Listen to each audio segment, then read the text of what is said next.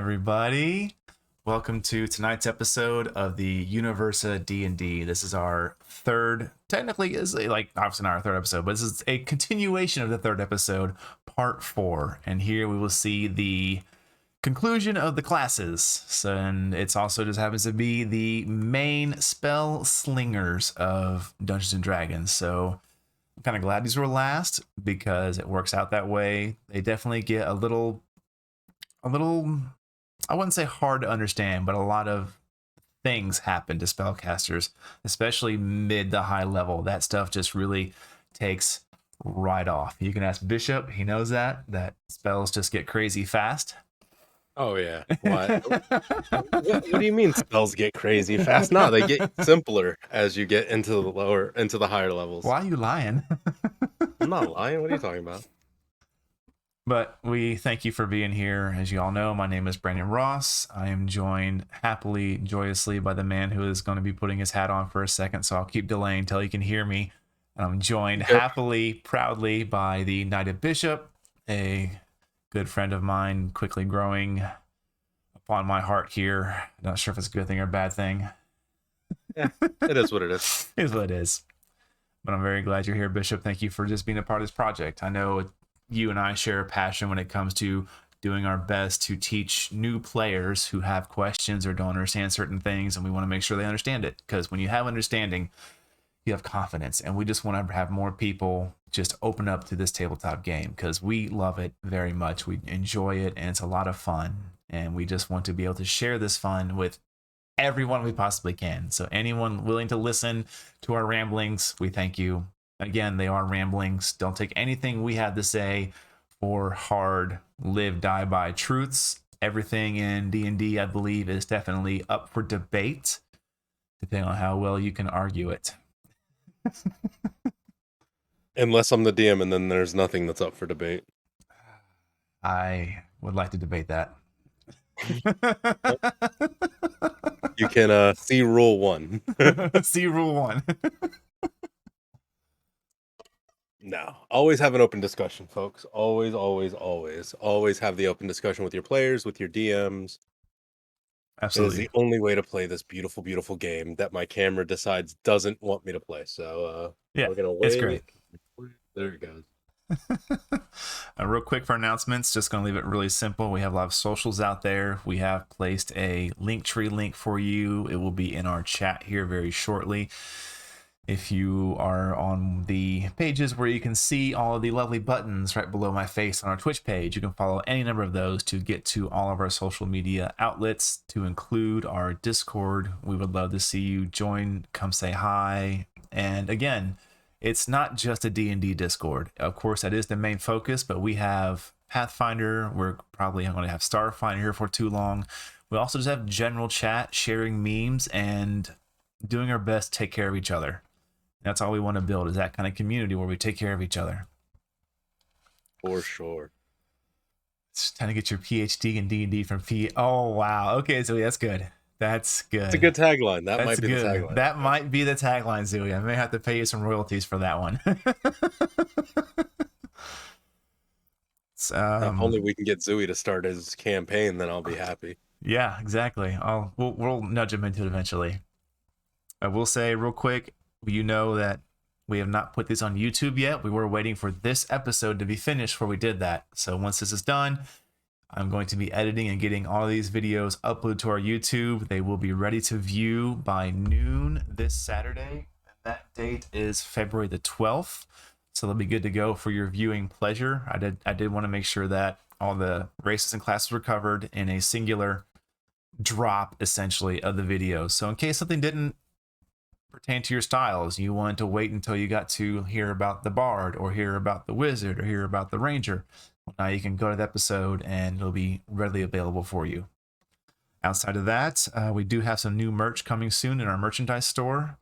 I'm looking forward to that happening. I'm excited about some of it. And beyond that, I think we're ready to dive into tonight's episode. We will be covering, as we have said, the main, really truly, aside from the bard, I would say 3 of the 4 main spellcasters you see at the table. They are known for being spellcasters. That's what they do. Talking about, of course, the Sorcerer, the Warlock, and the Wizard. So I'm going to be kicking off the Sorcerer. Let me get my screen properly centered here before I get us to that page. Now I'm using a dark mode reader right now, y'all. If this is a little difficult to read, let me know and I will switch it off. I was just hoping to eliminate some of the... It's hard to read? It is. Okay. Yeah, I'm looking at the stream right now and you can't read any of the words. I am going to switch off of that very fast. My apologies for that, y'all. I feel like there was probably an update or something I've probably missed. Hit the little refresh page here. There we go. Definitely gonna be much brighter. Apologize for that, but that's what we got. So for the Sorcerer, there is some very interesting things to understand here and a lot to break down on this table for the character sheet. Their main feature, along with spellcasting there at level 1 you see, is known as Sorcerer's Origin. So much like with the Cleric, the Sorcerer gains their subclass ability denoted as the Sorcerer's Origin at first level, which can lead to a lot of people being like, oh, why did it get at first level? Well, why is it so powerful? It is a strong class and can be definitely pretty fun and easy to break. But in general, I do feel all the classes are well balanced or can be unbalanced or balanced depending upon who's building it and what they're doing. Much like with the Cleric I said, you get your subclass first level. And then you have here, we'll go over this quickly again, you have cantrips known, which is the number of level 0 spells you can memorize. And then you have spells known 2. So this is any of your leveled spells. Being, obviously here, you only have first level spells, so you can only memorize 2 first level spells, and you only have 2 first level spell slots. You see on the column there between proficiency bonus and the features, you see a new one called sorcery points. And as you can probably guess, sorcery points is the main feature for a sorcerer. You begin to see these pick up at 2nd level, where you also get a font of magic, but I don't want to get too far into levels just yet. I want to definitely touch on sorcery points. So we're going to scroll down to that before we're going to take a quick pit stop on class features. As you know by now, the hit points for a caster are definitely a lower health dice. This is to help offset the sheer power a caster gets at higher levels. So that's where you get the term squishy caster or squishy wizard.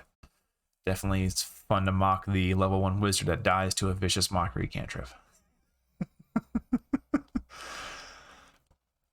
Following beyond that, as you have seen before, your constitution modifier denotes your health pool. And it also denotes a very important skill for sorcerers and other spellcasters we will go over at the end of this lesson. So Bishop, remind me on concentration checks, please. Yep. With proficiencies, you have no armor proficiencies.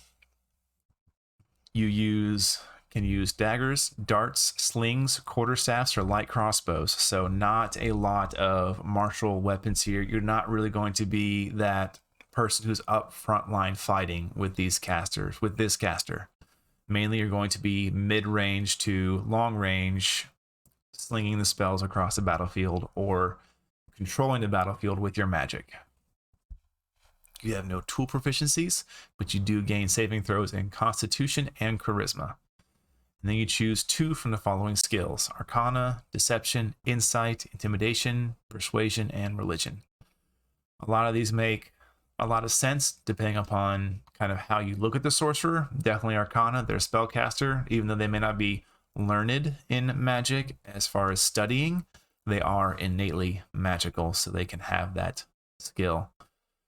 Deception ties into the Charisma skill, and this being a charisma-based caster, definitely makes sense to have that kind of skill ready, especially if you're playing like that sleazy sorcerer who just kind of wants to see the world burn. Insight, intimidation, the counterparts to your deception. Persuasion, you're just a really good talker. And then religion, and you'll see why in some of the subclasses, one of them is a celestial origin. So you can have that celestial background, so they threw in religion, and it can make sense. For equipment, you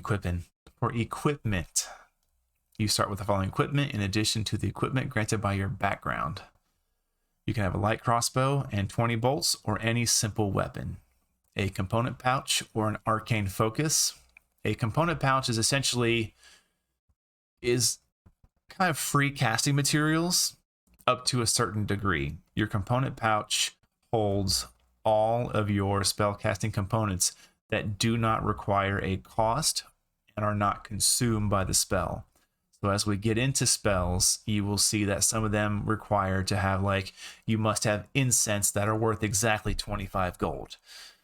Or it will say the diamond is consumed by the spell when you cast it. These kinds of things do not come stock with your component pouch. Anything else does. Or there's the arcane focus. This is a kind of item that can be used in place of those items that come with a component pouch. Again, as long as it does not have a value and is not consumed, your arcane focus can take the place of that material. A lot of times people can use either a wand or even a ring. I've seen before. I've even seen rather creative things such as using gauntlets or bracelets. Something that looks very plain to the average eye, and you're able to just walk through the city being quite the caster and no one's none the wiser. You can have a Dungeoneer's pack or an Explorer's pack, and then 2 daggers. And spellcasting here is where it ties into your Sorceress origin. An event in your past or in the life of a parent or ancestor left an indelible mark on you. I am not a smart man. You got it. You're good. Is it indelible, really? Yeah. Oh, wow. Go me. It left an indelible mark on you, infusing you with arcane magic. This font of magic, whatever its origin, fuels your spells. And then there's reference to other chapters in the player's handbook to see how spellcasting works. We're not going to go over spells too deeply, just real quick. Cantrips, you have 4 like we stated, and your spell slots increase as you go along. Going to go back up to our table. So we can now start moving into the fun, juicy bits of... Yeah, it's a good point. One of my mods here in chat had a sorcerer whose arcane focus was arcane tattoos. That's another great way to really have that discussion with your DM. And this is another thing we're going to push probably through every lesson is don't be afraid to just have this cool idea in your head and think it's going to get shot down because you don't think you know anything about D&D. Just ask. I mean, why not? If you've spent the time and money into it, why can't it be a magical tattoo?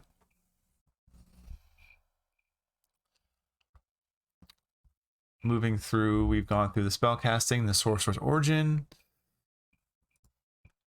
the font of magic. And this is where it begins to really get into how a sorcerer can manipulate their arcane spell abilities. You have sorcery points. In it, first level, you have 2 sorcery points, and you gain more as you reach higher levels, as shown in the sorcery points column of the sorcerer table. And we'll go over that a little bit more in depth once we get back up to it, now that's been explained to you. You can regain them when you finish a long rest. So this is not already that kind of can tell you this is not a quick recovery character. It can be up to a certain point, but they don't recover their main feature on a short rest, much like you see some other classes do. You have flexible casting. Essentially what this means is that you can manipulate magic to do whatever, for the most part, you want it to do. You can also use your sorcery points to make spell slots. You can use this table here to convert them. You can only convert up to 5th level spells. So let's say you are in that kind of a longer dungeon or a longer day for your character and combat's been kind of rough, but you still need to cast a bit. Well, as long as you have those sorcery points in your bank, you can spend 2 of them to recover a 1st level spell slot. Then following the values down the table there on screen, you can see how to get spell slots moving on. And it only takes a bonus action. So if you need to do this mid-combat, it is perfectly feasible to do so. But at 3rd level, we get into the main feature, the true main feature of a sorcerer, and that is the meta magic, and that is the magic manipulation we just talked about. I'm not going to go through these too in depth. You can read these on your own through the player's handbook or just a really good Google search real fast. For careful spell, when you force a creature to make a saving throw, you can protect some creatures from that. So let's say that you throw out a fireball and it has a 20-foot radius and some of your friends are in there. Well, you can just be like, you know what? He's not going to get hit by that fireball. And the magic will bend the fireball around your allies. Distance spell, you can cast at greater distances. Empowered spell, you can increase the damage of your spells. For extended spells, you can extend how long a spell has an effect. For heightened spell, you can choose to have certain boons upon them, giving disadvantage to saving throws of your enemies. Quicken spell, this is a very useful one here to where you can make a spell go from having an action casting down to a bonus action. This is one of the few ways that I believe you actually can cast 2-level spells in one turn. Is that correct, Bishop? That is correct as far as I know. Yeah. The wording is a little weird, but yes, the word's a little weird, but at my tables, my call is that since it's taking a class resource to do so, I allow it. I'm sure there's probably somewhere out there where it states perfectly on paper this, but that's definitely what I allow at my tables. Another huge thing is debated a lot is subtle spell. Subtle spell allows you to take that spell that may have these components such as verbal and somatic and just eliminate them. So if you need to cast a spell that only has verbal or only has somatic, you can spend this sorcery point to cast that spell without any knowledge or any outward showing of that spell. A lot of people, especially spellcasters, would like to cast subtly through a sleight of hand check. Unfortunately, that's not how it works. There's not a sleight of hand check really high enough to hide what you want to do. Casting magic, and this is something I really would like to get across, is a large, pretty easy to see audible effect. It takes focus and it takes words and items and hand motions for a lot of spells. Some spells only require a couple words be spoken. Some only require perhaps a quick hand motion. Some maybe only require the material. But in general, trying to hide a spell without using something like subtle spell is a very difficult check to make because of the sheer grandness that is to spellcasting. Twin spell is great. You can take it and you can, any spell that does not have a range of self, you can turn it into multiple targets. Very handy. Get back to our class features here. We've gone over the meta magic. At level 4, you see your ability score increase. So we move on to level 5. There's not really a lot of benefits here for a class, but there is the increase to a higher tier of spells. At 6th level, you see you have gained a Sorcerer's Origin feature. And then as we go along, just want to remind everybody the column here is all the sorcery points you have. Essentially, it lines up with your level. So whatever level sorcerer you are, that's how many sorcery points you have. Moving on to 7th level, you see an increase in your casting ability. 8th, the ASI. 9th, another bump to your casting ability. 10th level, you can choose another meta magic feature.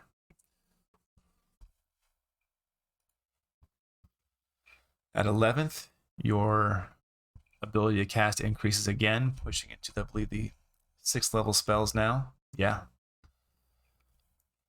Yeah, you're getting powerful You're now. getting powerful. Yeah, I would say any caster roughly around like 4th level spells, those are really where they start coming out. Really, some really good 3rd levels too. A lot of spells are great and have their uses, but the real power punchers start coming in right around 4th level, which is really mid-tier casting, and that's kind of scary if you think about it. Moving on with your 6th level spells. At 12th, you see your next ASI. At 13th, you see the increase to another tier of magic. 14th, your subclass feature kicks in. At 15th, you see you move into 8th level spells. That's pretty good. That 15th level is, oof, that's getting up there. At 16th, you see another ASI. For 17th, you get to choose another meta magic feature. I don't know why that word is killing me tonight. At 18th, you see your Sorcerer's Origin feature kick in. That is your capstone Sorcerer's Origin. At 19th, you see your ability score improvement, your final ASI. And at 20th, you see your capstone ability, Sorceress Restoration. Which is because this is where your sorcerer gets very dangerous. Very dangerous. Yeah, this is where they get dangerous. Well, excuse me. All classes are dangerous. Don't get me wrong, but this is where, and it saddens me that it took this long for a sorcerer to get a short rest recovery on their sorcery points. But at 20th level, you regain 4 expended sorcery points whenever you finish a short rest. And that's your sorcerer. They are known for their bending and twisting of spells to make them do very unique effects. And they are very handy in a pinch with how creative you want to get as a player. Again, this class here is the don't be afraid to ask class.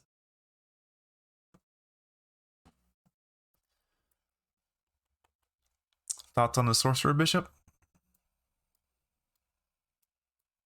I haven't gotten to play a sorcerer too much. For me, the sorcerer is technical magic to me. Like that's where the sorcerer shines, is when you're ready to get into technical magic and how to technically play with the spells. It's weird. You would think that that would be a different class, but You think it would because the be? sorcerer is a natural Yeah, caster, yeah, like yeah. their magic comes naturally. But that's how I see sorcerers. Um, they're great. They're super versatile. So you can never go wrong. It is just a lot of reading and understanding to play this class. I will say, if we're doing a tier list of difficulty to learn a class, sorcerer is definitely up there. Definitely agree with that.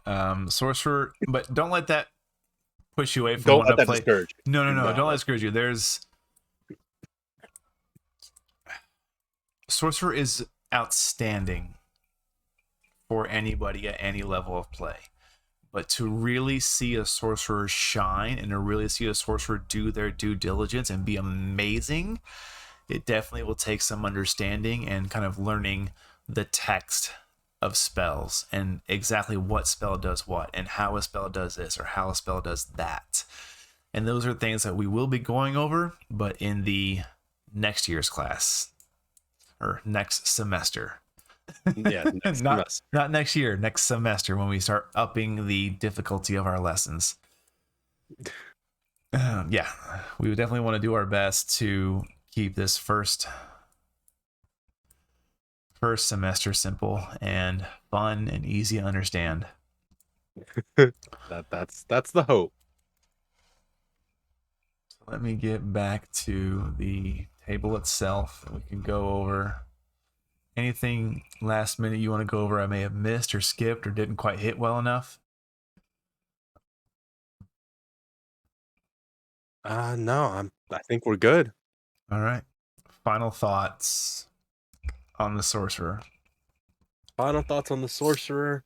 If you're looking to up your in-game involvement, especially with combat, look towards the Sorcerer. If you're looking for a good fill-in for a distance caster, Sorcerer will have you covered all fucking day. If your party is just like, you know what, we need somebody to cast, but we just don't know what, Sorcerer will cover you all fucking day. They can also be a huge crowd control help. Definitely. Race class combos. For me, the Sorcerer, for race class combos, I'm going Gnome, I'm going Half Elf, and then I'm going, because I'm trying to stick to just the player handbook for today. I'm also gonna go Dwarf. Dwarf. Interesting. Yeah. I very much like the idea that because they're already so emboldened by the earth, that their magic is so natural to them that that's what's emboldening them. Okay. Nice. I can see it. I can see it. Yeah. I'd say for me, I definitely lean towards the more typical parts of that. Tiefling Sorcerer is huge for me. You know, I never thought of a tiefling as a sorcerer. That's Really? so weird. Never crossed my mind. Really? That is like my go-to class for a tiefling. Although now I will say I'm a big fan of the tiefling druid, and I will talk to you about that later. Okay, I'm interested. But I say, for me, just Tiefling Sorcerer is going to be so much fun. Just playing on their infernal lineage, tons of fun. Yeah, I can see it. I can see it. I'm down. I'll say beyond that, I think here, oof. I could almost see a half orc sorcerer just because again, going with that, they're of the land. They're very raw creatures. If a half orc is going to use magic, they fall into two classes for me personally. And it's going to be the two classes that where your magic is gifted to you and not learned.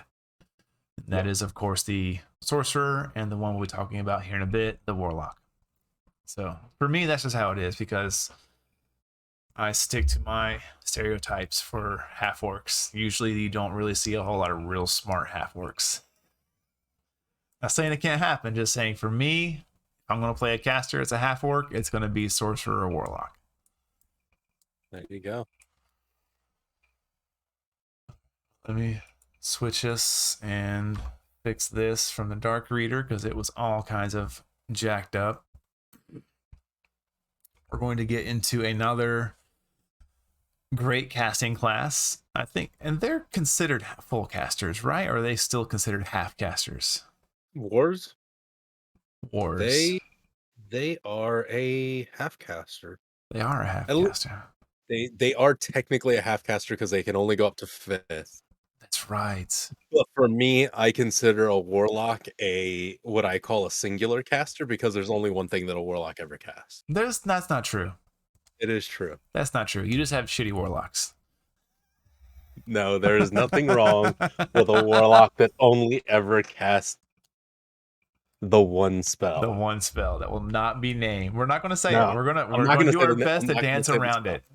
I'm not going to say the spell at all. I'm not. All right. Well, I'm going to kick this off in some way or through this. I'm going to hand it off to Mr. Bishop. Do you want me to start it off and then I'll hand it off to you, or do you want to start it off? You want to kick off? Kick off. Go ahead. I'll kick it off. All I right. could use So some we're going to be water. talking. I can't speak tonight, so I need to get some water. That's fine. We will be talking this about the lock or warlock or the person that does one thing and does it so goddamn well. All right. So what you're going to notice about the warlock and what's different for the warlock than any other caster, any other martial class, is that the warlock, while they have spell slots, they don't get very many, but that's okay. And it will seem confusing. It is not. So let's start off with what you get as this class. So Warlock, you start off with the 1d8 hit dice. So you're gonna start off with that 8 plus your con modifier. So you're pretty on the squishy side. You're not the worst, but you're definitely on the squishy side. Your proficiencies, you do have light armor, simple weapon. So again, very, very easy to hit. You don't get any tools. You do get your saving throws of wisdom and charisma. Your skills, you get to choose two from Arcana, Deception, History, Intimidation, Investigation, Nature, and Religion. All right. So let's get back up to our table here. So you're going to see starting off at first level, we're going to get our outer worldly patron and pack magic. So I'm going to go across this board just for the first level, and then we're going to talk about everything. So you get 2 cantrips. You have 2 spells that you know. You get 1 spell slot, and that's first level. And you have 0 invocations now. We'll get into invocations. So for the Warlock is another class that your subclass starts at level 1. Yep. And honestly, for me, Warlock subclasses and your outer worldly patron, that is your starting point when you're building a Warlock for me. It's less what you're going to mess around with or what you're going to attempt, and more what your outer worldly patron is that then affects everything else.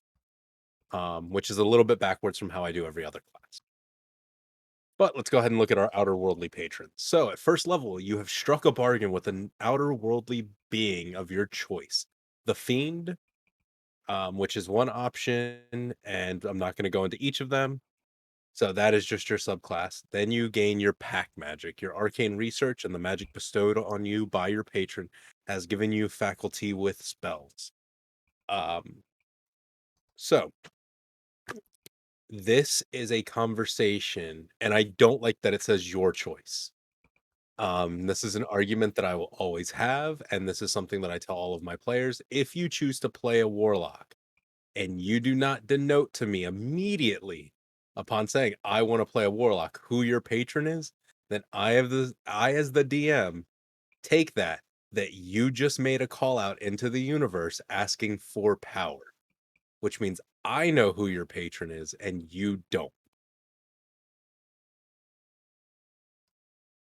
I play it by the Constantine rules of you asked for power, you got power, you don't know where it's coming from. And not everybody is honest about where that power comes from. Nope. Um, so cantrips, we all know cantrips are zero level spells. So let's get on down to our next level. So at second level is where we start to get fun with our warlocks. We get Eldritch Invocations. We know 2 cantrips still. If you notice, those don't change very often. We now have 3 spells that we know. We only have 2 spell slots. They're still first level, but we know 2 invocations. So let's take a look at what Eldritch Invocations are.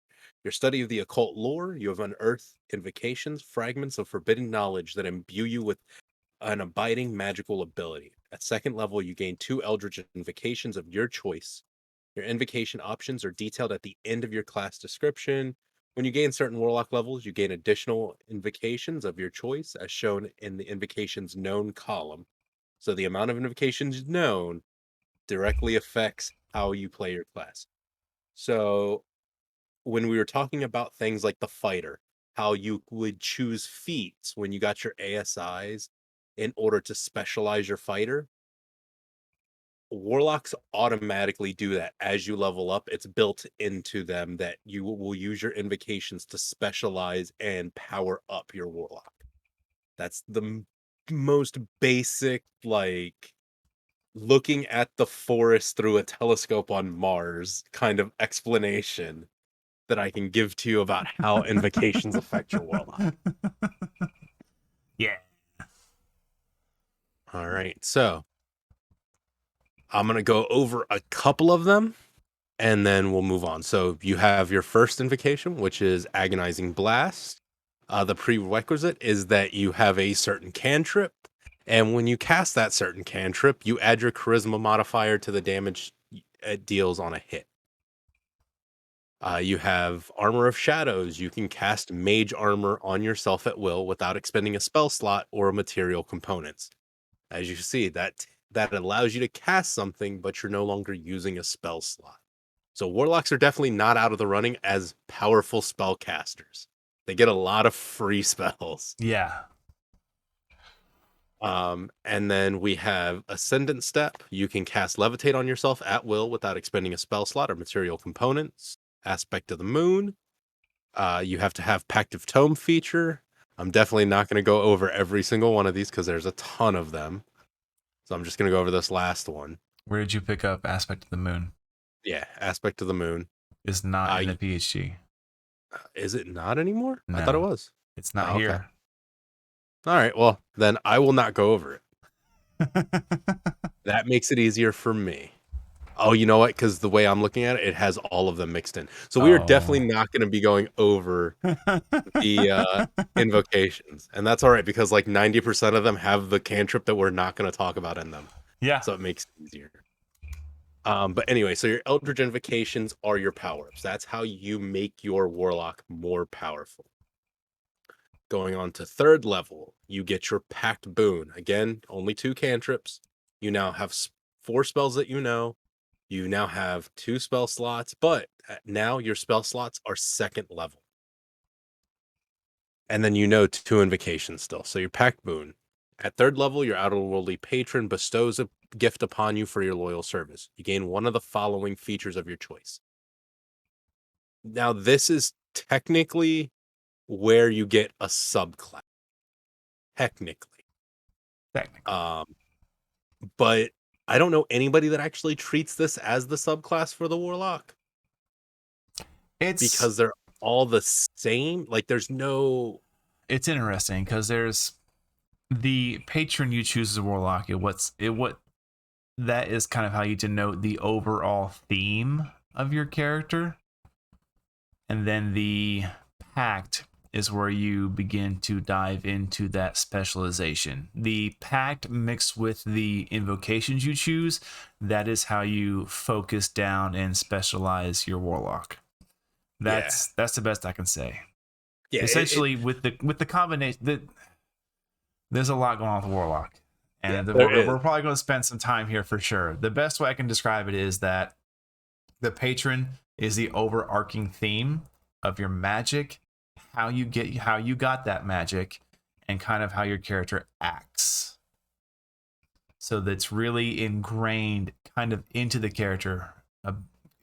You could really take it and have it be a piece of your personality about this pact and where your magic comes from. Especially if you look at some of the patrons you can have. There's a lot of great, crazy things in there, even in the base handbook, to make a very versatile character. Yep. Moving on from that, I would say with a mixture of the invocations and the Pact Boon, those 2 things combined is what truly makes a subclass of a Warlock. And it's less about making a subclass and more about just continuing to hone down and focus in on the traits you want to portray in combat and in roleplay of this character. Yeah, the Warlock is definitely the pick apart caster. It is. It's definitely that's a great way to put it. Pick apart. That is perfect. I hate to make this analogy, but the Warlock is the Mega Man of the D&D world in the way that that's great. You put parts together to make it. That's great, yeah. But here, I'll go through the Pact boons, and then I will hand it over to you. All right. So your outerworldly patron is bestowing upon you a gift for your loyal service. Keep that in mind, loyal service. I'm going to be pointing out certain words while we go over the Warlock for you as a player, but also for you as a DM. The Warlock is one of 3 classes that I will say that you as a DM are empowered. And I will say, if you don't do this, you're missing out on an opportunity for your player. Yep. The Paladin, and the druid are all classes that if your player is not careful about how they act, And a cleric. the cleric as well. So for those four, their class can be taken from them. Yep. Their abilities can be taken. So definitely make sure that your player is aware of this as well. But here's your pack. So the first one that you can choose from is the Pact of the Blade. You can choose to use your action to create a packed weapon in your empty hand. You can choose the form of this melee weapon, what it takes each time you create it. See the weapon section for options. You are proficient with it while you wield it. The weapon counts as magical for the purpose of overcoming resistance and immunity to non-magical attacks and damage. So even at such a low level, you Which is already don't huge. have to worry Third about level. that. Yeah. Very Third huge. level. You've already got it. If you choose that, huge. Very big. Your packed weapon disappears if it's more than 5 feet away from you for 1 minute or more. So you can throw it on the ground, come back, grab it. It also disappears if you use this feature again. If you dismiss the weapon, this does not require an action, or if you die. So your weapon will be gone if you die. You can also just decide to dismiss it. Mm-hmm. You can transform one magical weapon into your packed weapon by performing a special ritual while you hold the weapon. You perform the ritual over the course of 1 hour, which can be done during a short rest. You can then dismiss the weapon, shunting it into an extra dimensional space, and it appears whenever you create the packed weapon thereafter. You can't affect an artifact or a sentient weapon in this way. These are big rules, so no artifact and no sentient weapons. Mhm. The weapon ceases being your packed weapon if you die, if you perform the 1 hour ritual on a different weapon, or if you use a 1 hour ritual to break the bond. The weapon appears at your feet if it's in the extra dimensional space when the bond is broken. So, Pact of the Blades, these are going to be your melee fighter warlock. There is a melee fighting warlock. Your next warlock option is Pact of the Chain, which I've heard they might be changing the name of. You learn the Find Familiar spell and can cast it as a ritual. The spell does not count against your number of spells known. When you cast a spell, you can choose one of the normal forms for your familiar or from one of the following special forms: imps, pseudo dragons, quasits, or sprites. Additionally, when you take the attack action, you can forego one of your own attacks to allow your familiar to make one attack of it with its reaction. So, your Pact of the Chain, this is that warlock that everybody is aware of, that they have a pet. This is more your mid-range caster. Can get into Yeah. a little bit of a scrap themselves, but has that extra companion to help them. Then you have your Pact of the Tome. Your patron gives you a grimoire called the Book of Shadows. When you gain this feature, you choose 3 cantrips from any class's spell list. They do not have to be from the same spell list. This is your multi-use item. Yeah. While the book is on your person, you can cast those 3 cantrips at will. They don't count against your number of cantrips known. If they don't appear on the warlock spell list, they are nonetheless the warlock spells for you. If you lose your Book of Shadows, you can perform a 1-hour ceremony to receive a replacement. This ceremony can be performed during a short or long rest, and it destroys the previous book. The book turns to ashes when you die. This is your caster. This is the casting warlock. Pact of the Tome is very, very powerful because it is at will casting. These don't count. So be careful when you choose this one. Definitely spend the time reading every single cantrip. Yep. There are, especially that at will, that is great. Because there's no, that essentially what at will means is that there is, I believe, you can correct me if I'm wrong, Bishop, but I believe that means is there's no material, somatic, or verbal components. You just cast it.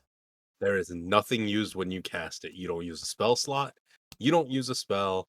You don't use anything. It is at will. Have to check on that. It's huge. But we'll get back up to our class features real quick and start running down the table itself. Now that Bishop has described all of our core values for this class and core elements, we're going to just be able to really get through this pretty much non-stop until we get to about 11th level. Things get fun. At 4th level, you see your ability score improvements, and you still maintain that 2nd level spell slot and 2 spell slots. If you'll notice, you're going to only have 2 usable spell slots until you reach 11th level. What that means is, for all day or until you take a short rest, you only have 2 spell slots to cast proper spells with. You still have all those other spells and invocations and Pact of the Tome features. You can cast those at will.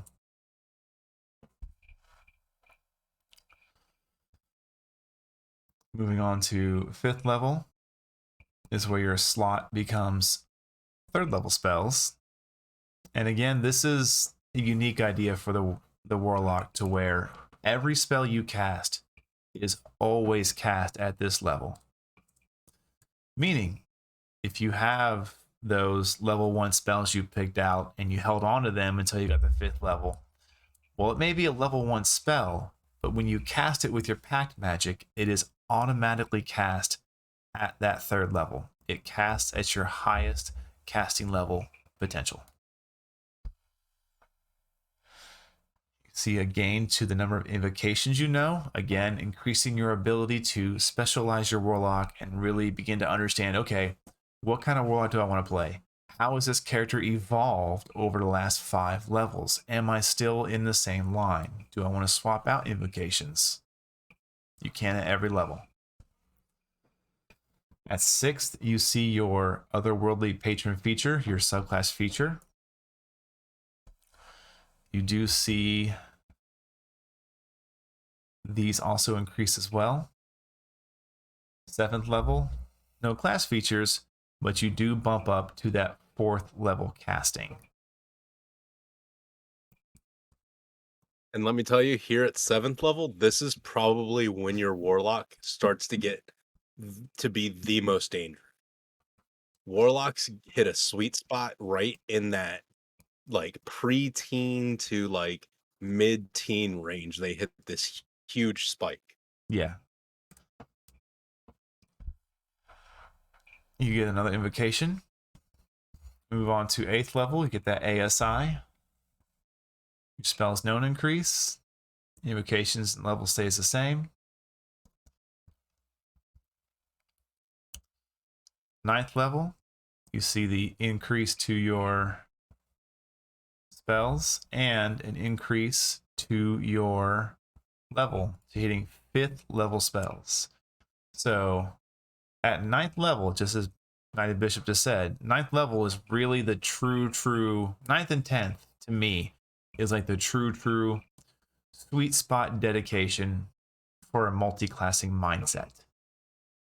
If you already had in your mind, I'm going to go all the way to 20, just straight through, that's fine. Nothing wrong with that at all. But if you want that multi-class, you want to kind of maybe reach over to another charisma caster, or you want to be a little beefier in the front line, something like that, right around this 9th level is a great time to break off. You have the maximum benefits of spellcasting potential that uses Pact Magic ready to go. You have 5 invocations to specialize how you are as a Warlock. And then at 10th level is your next Otherworldly Patron feature. This is the one just before the capstone. So again, very early, sweet spot is being hit once again. And I believe you, let me see here. Your spells known did increase last level. Here at 11th level is where things get fun and your dedication to the class begins to pay off. And I know it's only mid-tier, it's literally right after halfway zone, but Mystic Arcanum is wicked powerful. There's no other way to put it. It's just no other way to put it. At 11th level, your patron bestows upon you a magical secret called an Arcanum. Choose one 6th level spell from the Warlock spell list as this Arcanum. You can cast your Arcanum spell once without expending a spell slot. You must finish a long rest before you can do so again. At higher levels, you gain more Warlock spells of your choice that can be cast in this way. 1 7th level at 13th level, 1 8th level at 15th, and 1 9th level spot at 17th level. You regain all uses of your Mystic Arcanum when you finish a long rest. I want to make sure I keep reiterating this. This is a free cast. There is essentially, let me just check right here. No, my apologies. It's not a free cast. I don't know where this. It is a free cast in the sense that it does not take a spell slot to cast, but you still need the material components to cast it. They're not at will spells. That's how I want to word it. Moving back to our 12th level, you see your next ASI and your invocations increase as well.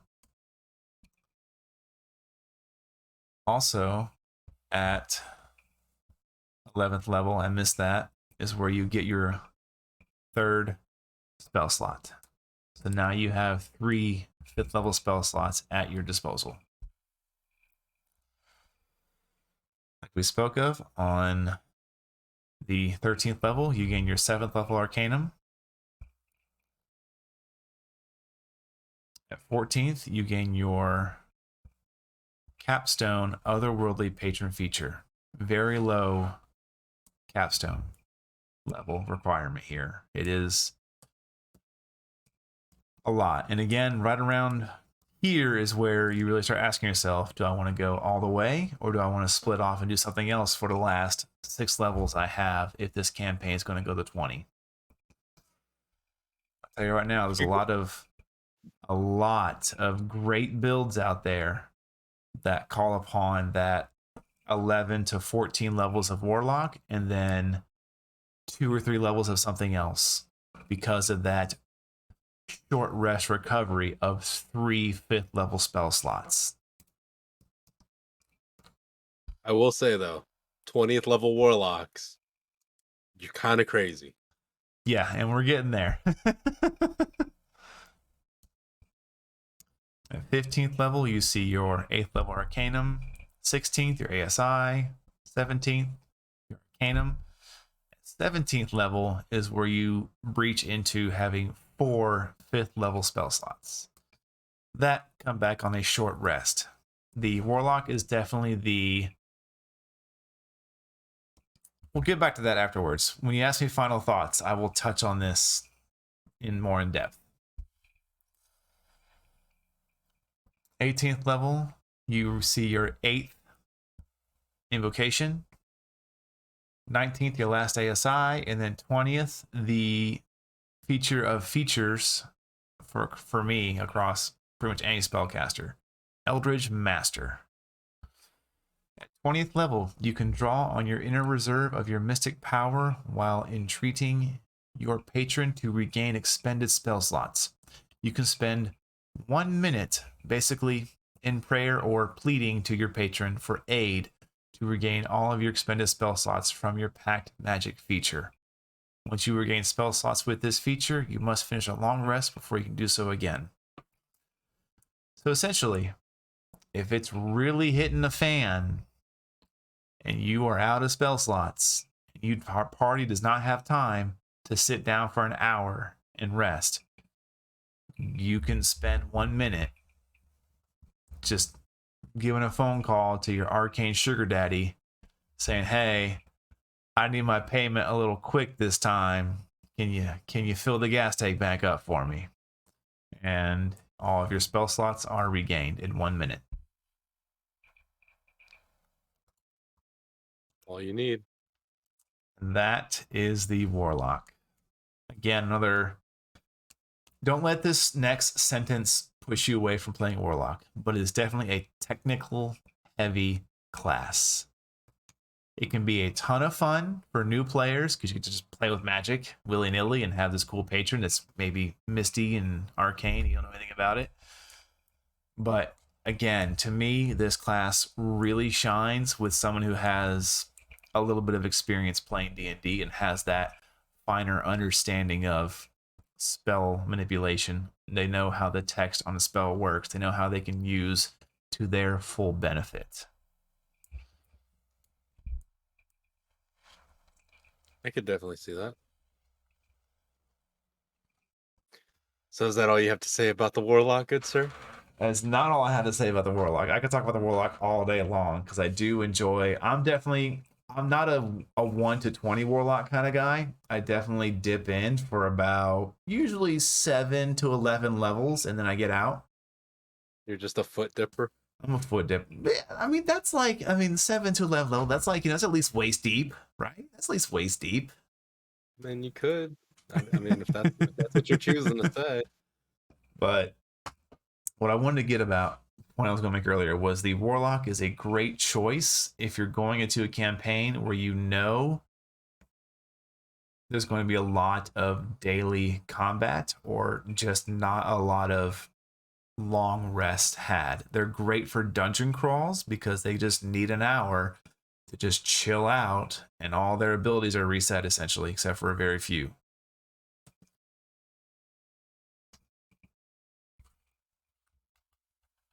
Your thoughts? Personally, I love the Warlock. I love the Warlock and I hate the Warlock. I am not a fan of the Warlock because of the reasoning that I won't speak of.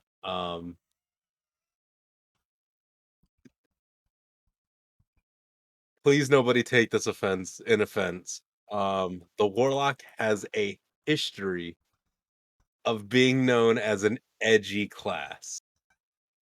What I do you don't know mean? where That's the the rogues. Warlock That's gets what the this. rogues for. There's a lot of Hot Topic Warlock out there. Hot Um, topic Warlock. That is fantastic. I'm hanging on to Not that to one. say that's a bad thing. I mean, hey, look, we need a Hot Topic Warlock. You need one. You need listen. Um, There's like a per capita. You must have at least one edgy character per table. yeah, you have to have at least one edgy character. What I like about the Warlock is that the Warlock is that pick your part caster. Yeah. The only problem is that there's a lot of here's how to spoon feed you to follow this one path for Warlock. And when you're a new player, when you see that spoon fed path, it is very hard to break that spoon fed path. No, it's not. Yeah, it really is. For I me, won't it's lie to not. you. I'll be honest. For me, it's Well, not. you're not a new player though. You are not a new player. True. Um, True. True. True. I didn't play a Warlock until like my third or fourth table. yeah. Um, what I like about the Warlock is that they do get so much versatility, especially when you're looking at a Warlock packet that's home, that you do get those extra cantrips. I mean, you just go through the cantrip list and you get some of the best spells that are out there for that versatility are cantrips because you run out of spell slots, you still need something to do. Um, Pact of the Blade, as a person that loves to roleplay and loves to not worry about being in trouble in games, if you're a Pact of the Blade and you put just a bit into charisma, you don't have to worry about going to prison for the most part. You're never gonna have to worry about your weapon being taken from you. So Nope. it gives you just a little bit of sense of, okay, you want to take me to prison. I'm fine with it. Take me. Take me. Yeah. Because all you got to do is just wait for that guard to walk away. And once no one's looking, just boom. There's your weapon. All right, I'm breaking out. Better luck Uh, next time, guys. and then Pact of the Chain. I am such a fan of Pact of the Chain because at least for me, if you're going to play a Pact of the Chain Warlock at my table, that familiar that you're getting isn't a normal familiar. That familiar that you're getting is going to talk to you. They are most likely going to talk trash because they are better than you in every sense of the word. On the totem pole of power, you are beneath them. The fact that you summon them makes them angry. They are the middle management worker that doesn't want to be called in on their day off. So they will give you sass. They will talk trash to you. Is They will this talk trash to your patron. because just in your mindset the familiar is coming from the patron? Yeah, the familiar is there to babysit you from the patron, and they don't want to do it. Okay, Um, gotcha, and it gives a gotcha. lot of role play. You can gain the familiar's favor, and they can become your friend. They can True. teach you things. But it just gives a lot of role play, and it gives that character a lot of depth in the world. So that's why I will go on forever about warlocks and why I love them at my table. Uh, class race combos. Honestly, the human warlock. I know I say human for a lot of classes, but just the greed of the human and becoming a warlock is too much fun. I love it. The half elf warlock, love that. The other one that I really love that I don't see a lot of is the Dragonborn world. I love the idea of a True. I don't Dragonborn really see that. giving into their innate dragon, that whatever is in them that is still that dragon, that And they want greedy, more power power. Yeah, yeah, hungry. yeah, yeah, yeah, yeah, yeah. There's just something about it that I really like. And I don't see very many Dragonborn go Warlock, which is weird. I would think it would be a natural fit, but I'm gonna that's make a my Dragonborn Warlock now. oh, I would love it, especially if you take the Dragonborn feat, the dragon feats, as you get higher level, and so you start developing those dragon, like you develop the wings and you Yeah. get like the bigger. Oh yeah. What about you? Nice. Me, there's a very special place in my heart for a very particular kind of warlock because I played this character and it was a ton of fun. And that was my half drow hexblade. There you go. And this character had never seen very familiar to another character you may have heard. I love this trope from some of my drow characters. This character had never seen the Underdark. Oh man. They were either in some shape or form, they were conceived in the Underdark and then born on the surface. So for a lot of when I played this particular character, I took the we will talk about one Eldritch Invocation in depth here because it's just kind of important in the story, and that is known as the Mask of Many Faces. And what that invocation does is allows you to cast Disguise Self on yourself at will without expending a spell slot. So essentially, he would be on the surface, and once he garnered for that power, he never looked like a half drow. He didn't want people to know what he was because imagine being a half drow going into a full elven city. Typically, not that best of a thing to do, but sometimes you gotta go in there. So you gotta illusion yourself up and get inside and get the job done. I mean, That's do you have to? you have to, yes. Yeah, you do. You really do. Aside from that, I would say another really good class I like to do with Warlock would probably be. It's a tough question, honestly. Honestly, just because of the way you can kind of build them that way, a Tiefling again. I feel like the Sorcerer and Warlock, for me, they lean towards that Tiefling race just because of the kind of how the base of that class is. I can see that. But I do kind of want to make that Dragonborn Warlock now. It's going to be a lot of fun to make that later on. Oh, they're definitely an interesting thing. So, What I've um, got. the other thing that I will say for warlocks, and this is again going back to you can take their class away from them. You can also give them different patrons. One of the characters that I love the most, and this was in a campaign that started off on a stream that you can go find some of it hidden away somewheres. Um, was that one of the characters that the party ran into was a warlock who was very old. He was about a 937-year-old elf who had a imp that just talk crap to him all day. But his patron was just another guy who had convinced this guy that he was powerful enough, that he was a ancient celestial. He was just another guy. He was just a wizard who was maybe third level and was just feeding just a little bit of his energy to this guy just all the time. And in return, the guy was bringing him cultists and bringing him cultists. And as the guy got more people, he was going to try and turn himself into a lich. So, just a random dude. That's what's great about warlocks. It doesn't matter where your power is coming from. All that matters is that it's there. Yeah, and that's definitely, I would say, I don't want to get too off topic here, but I do want to touch on this really fast. For those classes that kind of need that higher power to get their strength, the cleric, the paladin, the warlock, and the druid, their strength comes from outside sources, not of their own blood, essentially, or their own learnings. Don't be afraid as a DM to just be like, okay, maybe I want to have some fun with this character. Like in a good way. Let's say we're talking about the warlock here, we'll go with the warlock. Let's say I go to Bishop, like, hey man, I got this cool idea for a warlock. I want to play a hexblade. I was thinking maybe just some cool, like, I don't know, ancient deity that's just known for their use of weapons. Because maybe I didn't have a good idea. Bishop's like, okay.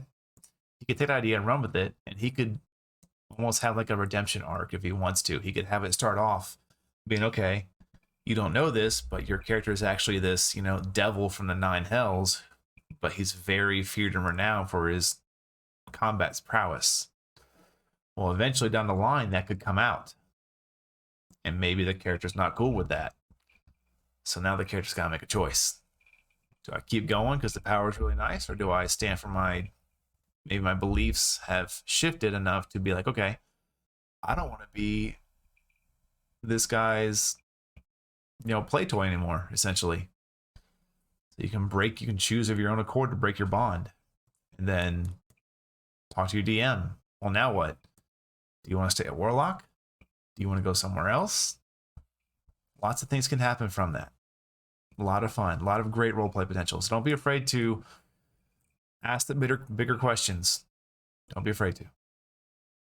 You can also, and I've done this, and it was on stream.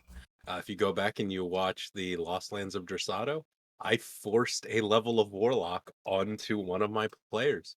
He found and talked to an entity that was more powerful than him. The entity offered him power. He said yes. That's all it needs. That's all a Yeah, Warlock needs. true. We're going to get on to our last class Let's of get this on to it. class. Oh, man. I'm going to lead this one up to Mr. Bishop all by him lonesome. Well, the last one that we're going to talk about is a class that is known for being on the moon.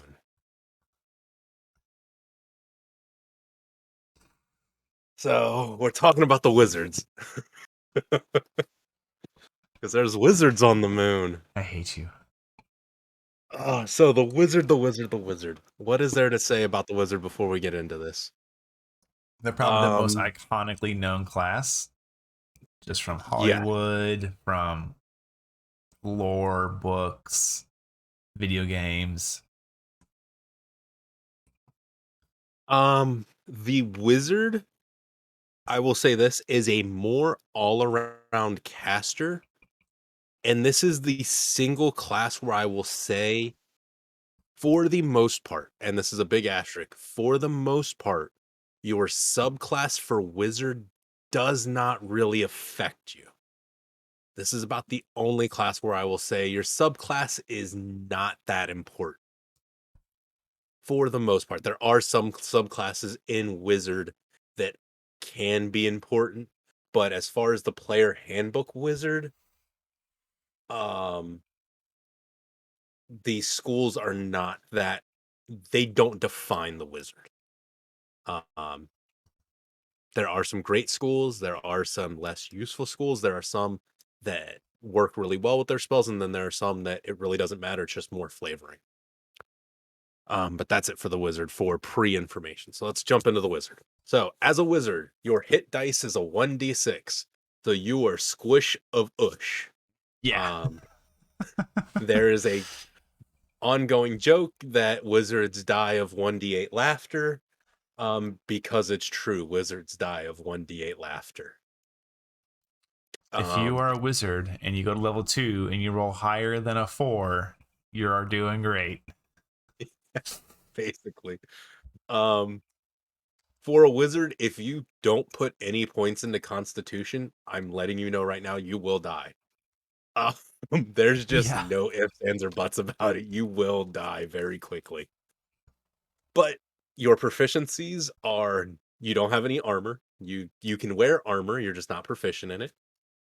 Weapons, you have daggers, darts, slings, quarterstaffs, and light crossbows. I would love to see a wizard that uses darts. I have never seen it. I would love to just see a wizard that just throws things at people. I think that would be great. Tools, you have none, as always. Saving throws are intelligence and wisdom. Your skills, you choose two from Arcana, History, Insight, Investigation, Medicine, and Religion.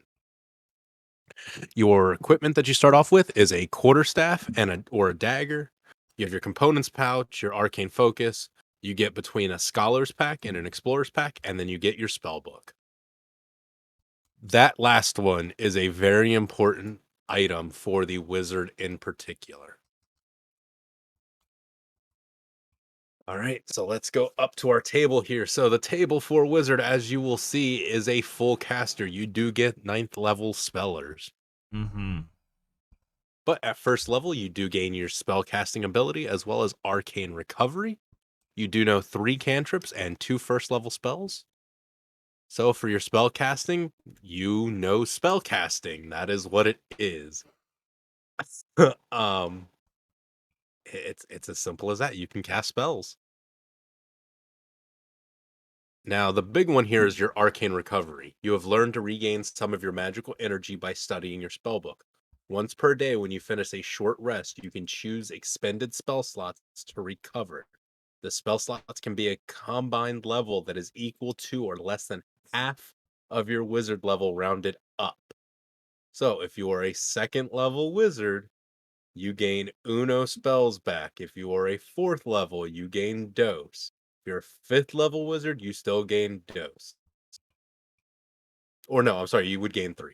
You would gain a Mm-hmm. 3rd level spell slot because you're rounding up. So, um, the spell slots can have a combined level that is equal to or less than half of your wizard level rounded up, and none of the slots can be 6th level or higher. You can gain a 1st level and a 2nd. If you can do 3rd levels, you can gain, you know, 3 first levels if you can do 3rd levels. Yes, casters will confuse you. And there will They be a deep dive of casters kind of coming out throughout the time period. for sure. Playing a true caster is a little bit confusing. Don't try and learn them all at once. If you're going, this is just DM advice. If you're gonna play a caster, stick with that caster throughout an entire campaign, and then go to another one. Do not try and mix your casters from the beginning. You will only confuse yourself. Yep. All right. So as you can see, already starting off from 1st level, you're already as a wizard regaining your spell slots quickly. There's a reason for that. You are slinging spells nonstop. Yes. Um, at 2nd level, we get our arcane tradition, and that is our subclass. So your subclass for wizards is your arcane traditions. At this point, you know 3 cantrips still. You do get an extra 1st level spell. We are not going to go through our arcane traditions, but just know that those are your schools. Um, as I said before, the schools definitely do have some effect. Some schools have more of an effect. Some schools have less of an effect. But they are kind of fun. At 3rd level, you get no class features, but you do get an extra 1st level spell, and you are already into your 2nd level spell slots with 2. 4th level, you're getting your ASI or your feat. I will say wizards are another class. Not bad to go feat heavy with a wizard. Fifth level, no improvements. Your proficiency bonus goes up. You do know 4 cantrips. You know 4 first level spells, 3 second level spells, and 2 third level spells. As you can see, you're getting spells very, very quickly with the wizard. Sixth level, you get a new arcane tradition feature. Again, those spell slots are going up. You now have an additional third level spell slot. Seventh level, no feature. You do get your first fourth level spell though. Another ability score improvement. Now you have an additional fourth level spell. Ninth level, proficiency bonus, no feature. And now you're getting your fifth level spell slot.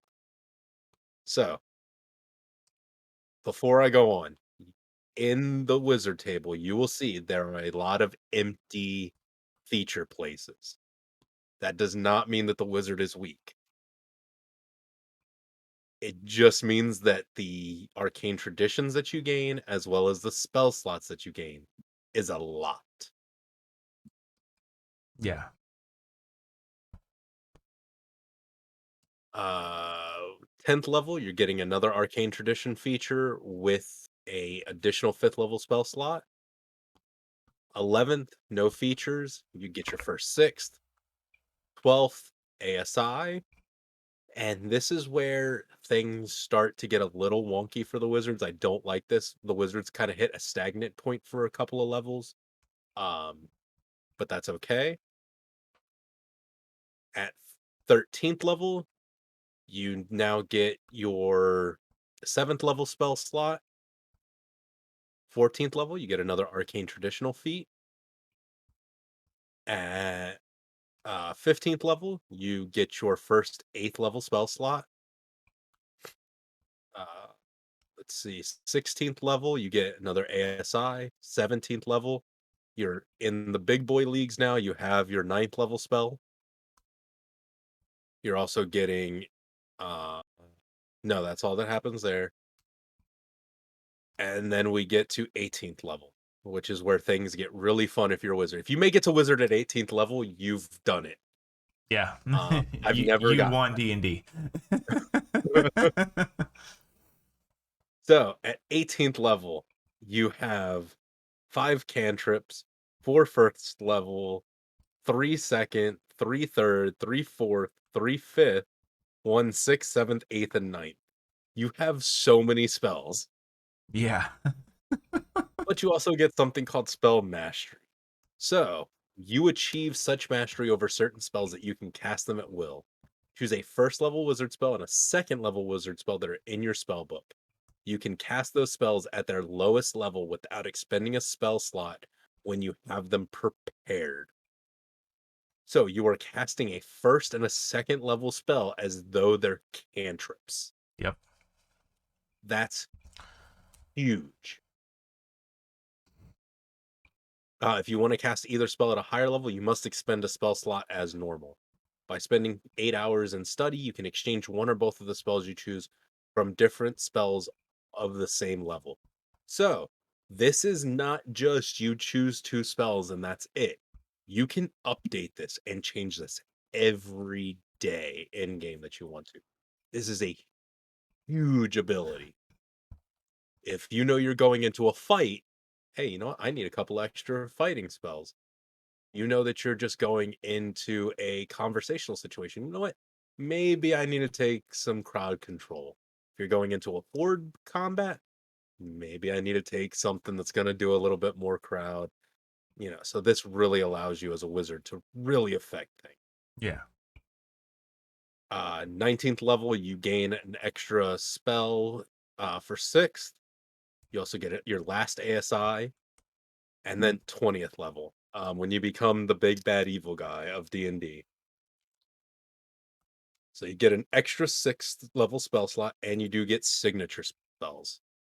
So when you hit 20th level, you gain mastery over 2 powerful spells, and you can cast them with little effort.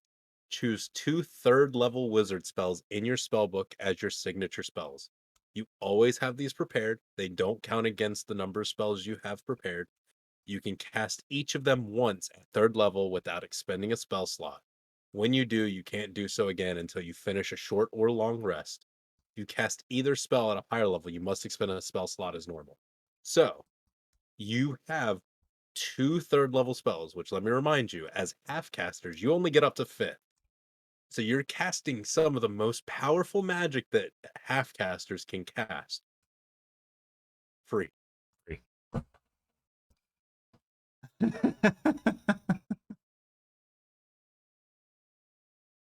Um, uh, Wizards may not seem that powerful when you look at their table versus other tables. There are a lot of tables that are cluttered and filled, and you're like, man, I get new abilities every freaking level up.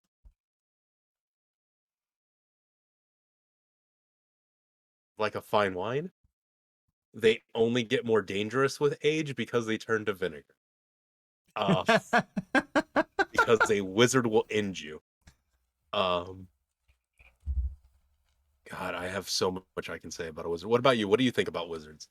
Wizards are tough early game. They If are. you can make it to that like fifth to seventh level, right around there, if you can survive that long and find yourself in a party that's going to understand your role as a wizard and keep you safe and alive, then once you start taking off, you zoom to the power surge quick. And it's there isn't a not quite a misuse of Hollywood's portrayal of wizards. There's a reason wizards are the most predominantly known D&D class across pretty much any platform across the board. Whether it comes to video games, whether it comes to Hollywood movies, TV shows, if you're in those fantasy type worlds and someone says, "Oh, that's a wizard," that immediately invokes a sense of power and understanding of magic, regardless of whatever it is that's going to be on the other side of that statement. There's a reason for it. It's these spell slots and their ability to use their magic and their intellect, because they are the only, they're the only out of the player's handbook intelligence caster. So you are an extremely smart character. Think how a character would be if it was Sherlock Holmes that could do magic. That's a high tier wizard, and it's extremely scary. That's your scary thought of the day: a Sherlock Holmes magic user. That is kind of scary. Um, I've played this character. They are extremely frightening. so the there's two ways that I see a wizard being played. One, you can play the wizard straight up, in the Gandalf style, or you can go with the Sherlock Holmes style. Um, Me personally, I've never been able to get a wizard to that 20th level because for me, wizard is the ultimate caster dip for me. Really? Yeah, wizards are something that I will always dip into if I want to cast distance. Okay. And there's one particular school that I absolutely love for wizards that I think shouldn't have been a wizard class, but I accept it, and that is necromancy. And I Oh. will not get on my soapbox about it, um, because I have a soapbox specifically for necromancy wizards. Please keep Uh, off your soapbox. We will get the soapbox out next semester. but feature your wizard out. I don't care what you do. Get your intelligence up, get your con up, and then feature the hell out of them. And then stand back 900 feet while you singularly snipe people out. Because you don't care that you're using 6 level spell slots, because as soon as you hit, 12th level, you're gonna get everything back anyway. Yeah. So, uh, class races for you for the wizard.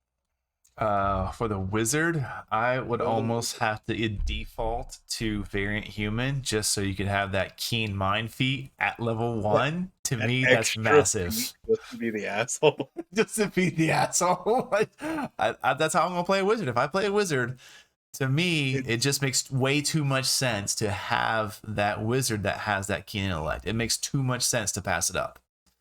definitely. Aside from that, if I'm not going to play that way, I would say it would be a lot of fun to play the classes known for their trickery, the gnome, the halfling. I think those are really fun wizards. Outside of those, I obviously a good pick is any it's an elf because they do live very long. They have that long study time. So if you're going into a campaign, don't be afraid to say, "Hey, I want to be like a middle to late aged elf." Why not? Especially if the Th- campaign's going to start at 4th or 5th or 6th level. Why not? That's another race that I would never. I elves elves are never wizards to me, ever. Really? They live Yeah, forever, man. Why not? yeah. They would not study magic in that way. For me, wizards are they are reading the stereotechnical manual to cast spells. They are sitting there and they're like, all right, my hand has to They're turn reading with quantum three physics of fingers arcane and I casting have and to turn it by a half turn and then push forward and then pull my elbow in. And then, like, that is a wizard for me. So for me, elves would just never spend that much time being okay, technically okay, okay, okay. supported. Um, yeah, no, so I love that you have such different choices for classes. It's fucking awesome. Well, Uh, I think I'm actually going to we still have a bit of time on our hands here. I think I'm actually going to sign off for YouTube video purposes, and then I'm going to cut the recording and just do an unrecorded actual stream for the last maybe 10, 15 minutes and just field some questions so far. How's that sound? sounds perfect to me. All right, so for everybody in YouTube land, thank you for joining us for these videos. We hope you have learned something amazing from them. I look forward to getting them edited and uploaded. So I'm talking to you from the past. Oh no! How does the future look? Did I win the lottery? I hope so. But yes, we hope you enjoy it, and I look forward to making these videos, editing them until the next one comes out. Y'all have a good one.